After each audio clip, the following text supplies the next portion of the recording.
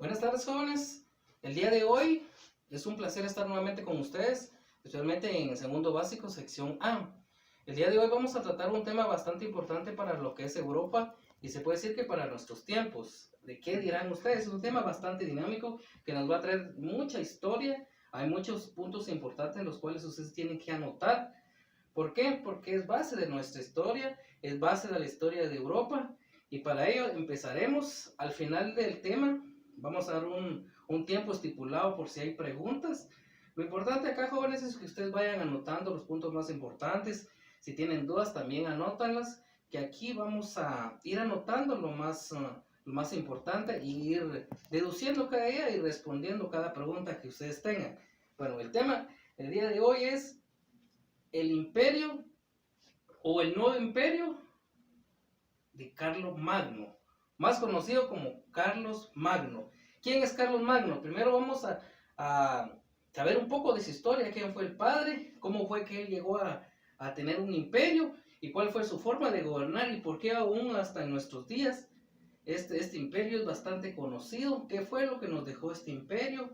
Aparte de eso, ¿qué fue los hechos trascendentales que pasaron en Europa? Porque saben ustedes que en base a ese imperio de Carlos Magno surgieron muchas cuestiones positivas para lo que es Europa, lo que es Italia, lo que es Roma y lo que es Francia. Empecemos pues. Dice que Carlos Magno era hijo del rey Pipino, o el Breve como se le conocía. Este rey, saben ustedes que luchó contra los musulmanes, luchó también contra Lombardía y contra los sajones. Pero saben ustedes que hay algo bastante especial, que este rey Pipino, o el Breve como se le conocía, era un mayor del verdadero rey. Pero ¿qué pasa? Mayordomo, dirán ustedes, es la persona que hace limpieza, la persona que maneja los carros. No, mayordomo se le conocía en ese tiempo a una persona en el cual el rey tenía bastante confianza, en el cual el rey le daba ciertas funciones. En pocas palabras, era un gobernador del rey. ¿Qué pasa? ¿Cómo fue que él llegó al reinado, Pipino el Breve? Él llegó al reinado cuando el rey murió. Entonces este rey Pipino ascendió a la corona, fue nombrado rey de los francos. Y ahí fue donde empieza, ese es el punto de convergencia, es el punto inicial donde empieza el reinado de Carlomagno. ¿Por qué?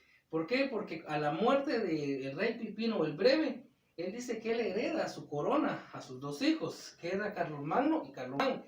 Pero Carlomán dice que él fallece a los 3 años, entonces Carlomagno se convierte en el único heredero de la corona. Y ahí es donde empieza nuestra historia el día de hoy. Dice que Carlos Magno, dice que él fue el conquistador de Italia.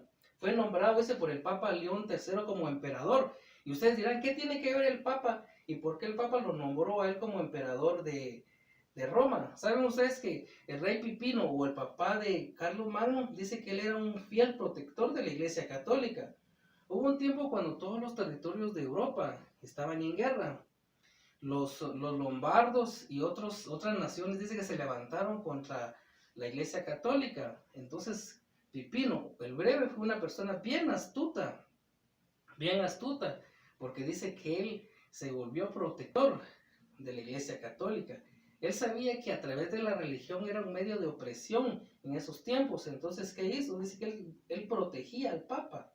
Entonces, ¿qué pasa? Dice que él mandaba ejércitos completos a cuidar al Papa. Incluso sé que creó una fuerza especial, el cual eran los que cuidaban al Papa. Entonces, a la muerte del rey Pipino, dice que el hijo, que era Carlos Magno, él también siguió los mismos pasos de su papá, y por eso fue Papa León III que lo nombró como emperador y como rey.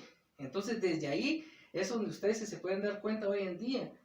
En algunos países de Europa, como es Gran Bretaña, como son países donde aún existen reinados, dice que ya se tiene como tradición de que el Papa que esté en este tiempo, dice que él vaya como que a nombrarlo, como que a ejercer ese poder de la Iglesia Católica sobre los reyes en los distintos países de Europa. Eso más que todo se da en Europa. Aquí en América no se da ese tipo de situaciones, pero en Europa es bastante tradicional que el Papa dice nombre al futuro rey de una nación.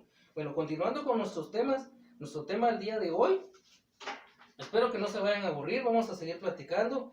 Dice que hoy en día es considerado Carlomagno, dice, como el fundador de las monarquías francesas y alemanas, e incluso hay algunos libros o textos, dice que lo llaman el padre de Europa. El padre de Europa. Y más adelante vamos a ir viendo, jóvenes, por qué es que a él le llaman el padre de Europa. ¿Será que él conquistó bastantes territorios? ¿Será que él era buen administrador? Más adelante lo vamos a ir viendo. Dice que también se le conoce como Carlos I. Yo no sé si alguna vez ustedes en sus textos de historia han escuchado esa palabra de Carlos I, pero sí hay textos que mencionan bastante ese nombre. Carlomagno dice que él nació un 2 de abril de 1742 y falleció un 28 de enero de 1814.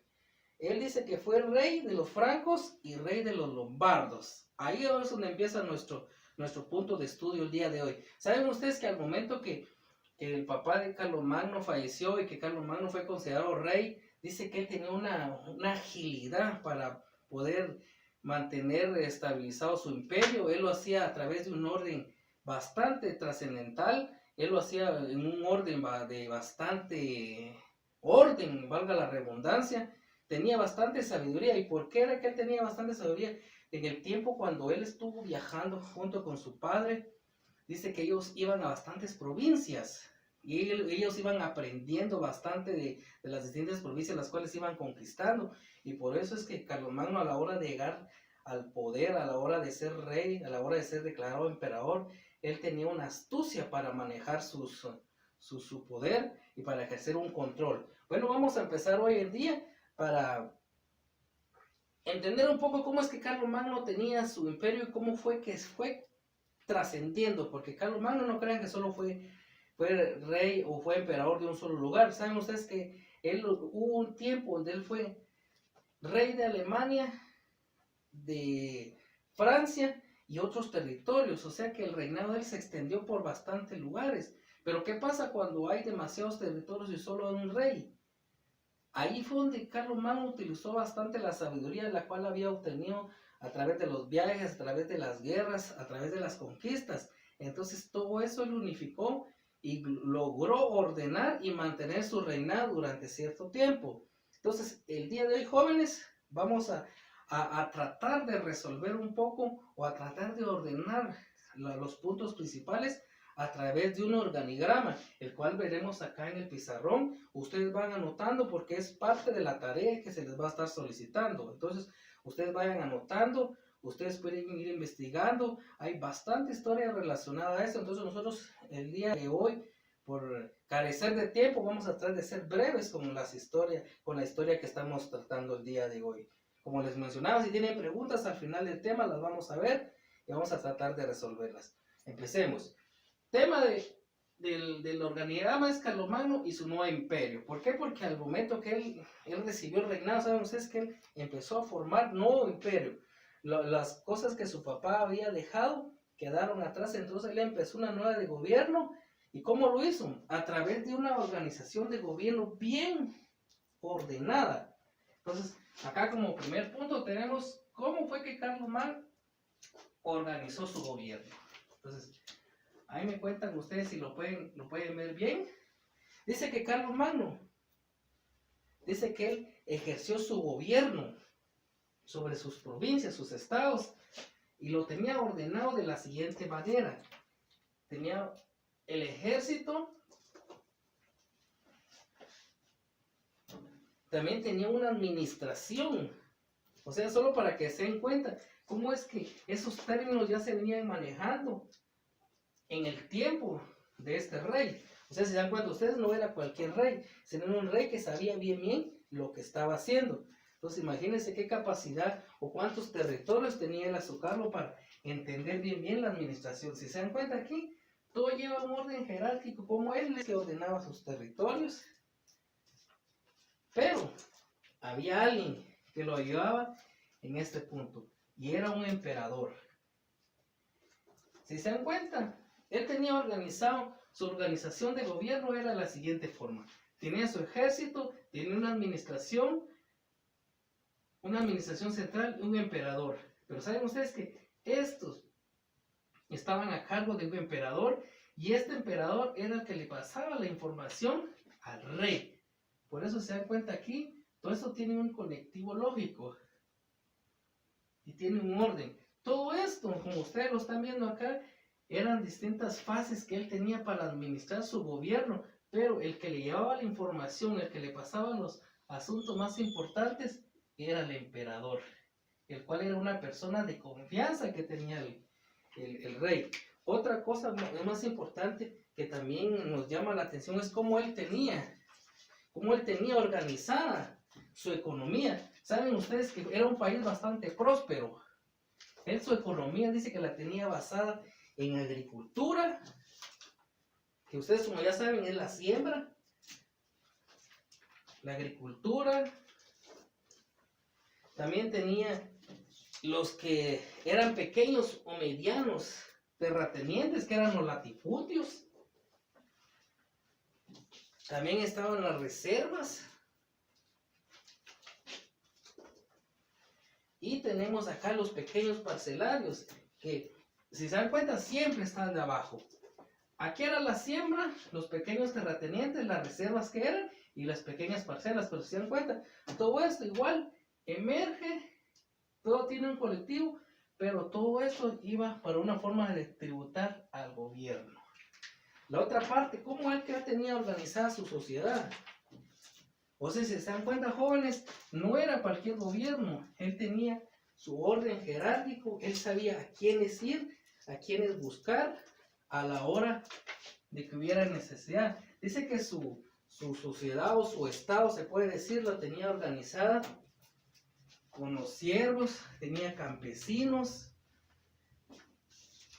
tenía aristocracia, que era la clase más alta, y tenía el alto clero, que eran los meros. Entonces, ¿se dan cuenta ustedes? ¿Cuáles eran las clases que sobresalían acá? Estas dos clases eran las que estaban allegadas al rey. ¿Se dan cuenta? Y todo esto eran los campesinos los que sembraban, y los siervos eran una clase media. La otra parte, que es la que nos interesa más, y se puede decir que es la que aún en día aún está vigente, es su cultura. Era lo que les decía yo, que a través de las guerras, a través de las conquistas,